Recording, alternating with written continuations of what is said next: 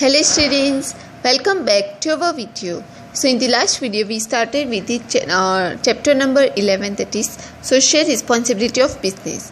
In that we discussed the concept of social responsibility. So in today's video we are going to discuss the definition of social responsibility.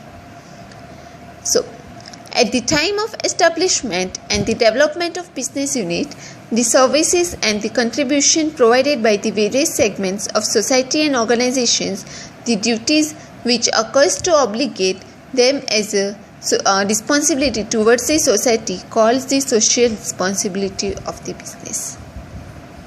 In short, we can say that whenever at the time of establishment of any business and for the development of business unit, the services and the contribution which provided by the various segments of society and organizations. So, like you all know that during the establishment of business and for the development of business, there are many services and contribution which is done by this society. So, in obligations, like the business also have some duties or we can say the responsibility towards the society. Got it? Like they have to do good for the society, because the society is the one who makes the business possible. Because of them there is development of business. So there are also moral duties of any business to take the responsibility towards the society. Got it? So that is the definition of social responsibility. Mainly, the social responsibility of a business can be divided into the 4 levels. So, social responsibility of business can be divided into 4 levels. That is, financial responsibilities. Second one is legal responsibilities. Third one is ethical responsibilities. And the fourth one is responsibilities by choice. So here one pyramid is also provided. So first one was finance. So on the top, from the bottom they have to start and reach to the top. So first is financial responsibilities. That involves towards the owners, investors and the employees. Then legal responsibilities is towards the government. Then ethical responsibilities towards the consumer and the society. And responsibility by choice is towards the different segments of the society. Got it? Okay. So now let us first understand the social responsibility towards the various stakeholders. Generally, a business unit is an independent unit. It earns progress through doing financial activities. Any business unit cannot earn progress without having contribution from various categories of society.